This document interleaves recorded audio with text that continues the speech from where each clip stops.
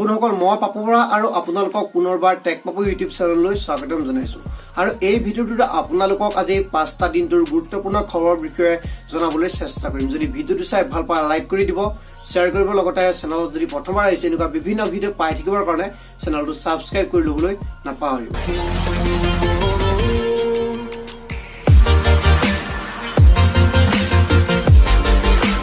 প্ৰথমতে বন্ধুসকল আলোচনা কৰোঁ কৰোনা ভাইৰাছৰ খবৰটোৰ বিষয়ে। অৰ্থাৎ কৰোনা ভাইৰাছে যি আতংকৰ সৃষ্টি কৰিছে, অৰ্থাৎ বিশ্বত যি মহামাৰীৰ ৰূপ ধাৰণ কৰিছে, তাৰ বাবে ইতিমধ্যে আপোনালোকে গম পাইছেই যে 29 মাৰ্চলৈকে বন্ধ দিন ঘোষণা কৰিছিল আৰু তাৰ পিছত ইতিমধ্যে 31 মাৰ্চলৈকে বন্ধ দিন ঘোষণা কৰিছে আৰু 4 এপ্ৰিললৈকে বন্ধ হোৱাৰ সম্ভাৱনা আছে বুলি ইতিমধ্যে জানিবলৈ দিছে। আৰু দ্বিতীয় খবৰটো হৈছে বন্ধুসকল সোণ ৰূপৰ মূল্যৰ ওপৰত। অৰ্থাৎ সোণ ৰূপৰ মূল্য হ্ৰাস হৈছে।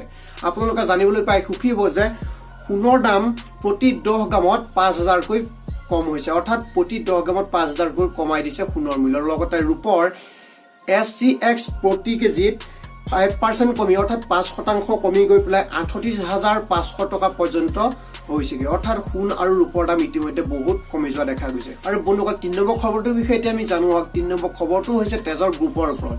অৰ্থাৎ কোনটো তেজৰ গ্ৰুপৰ আক্ৰান্তৰ সংখ্যা বেছি কৰোনা ভাইৰাছৰ দ্বাৰা।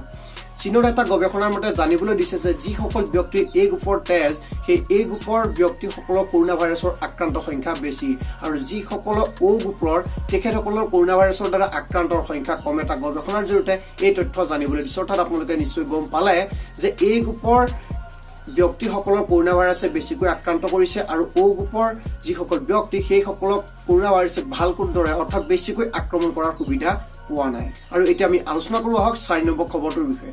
4 নম্বৰ খবৰটো হৈছে বন্ধুসকল আপোনালোকে নিশ্চয় গম পাইছে যে যিখিনি ৰেলৱে প্লেটফৰ্মৰ টিকেট আছিল সেই টিকেটৰ মূল্য বৃদ্ধি কৰিছে আৰু প্ৰতিটো টিকেটৰ মূল্য 10 টকাৰ পৰা 50 টকা পৰ্যন্ত বৃদ্ধি কৰা দেখা গৈছে। আৰু শেষৰটো খবৰ অৰ্থাৎ এটা বহুত ভাল খবৰ যে কৰোনা ভাইৰাছৰ ওপৰত ইতিমধ্যে কৰোনা ভাইৰাছত প্ৰটেকশ্যন দিব পৰাকৈ এটা ভেকচিন তৈয়াৰ হৈছে আমেৰিকাৰ গৱেষকসকলে জানিবলৈ দিয়া মতে তেখেতসকলে এটা ভেকচিন প্ৰস্তুত কৰি উলিয়াইছে আৰু সেই ভেকচিনটোৰ নাম হৈছে mRNA-1270 নামৰ এটা ভেকচিন। সেই ভেকচিনটোৰ দ্বাৰা কৰোনা ভাইৰাছক প্ৰটেকশ্যন দিব পাৰিব। অৰ্থাৎ এই ভেকচিনটোৱে আৰু এটা কথা জানিবলৈ দিছে যে ভেকচিনটো আগতীয়াকৈ দি থব লাগিব, তেতিয়াহে কৰোনা ভাইৰাছে সেই ব্যক্তিজনক আক্ৰমণ কৰিব নোৱাৰে।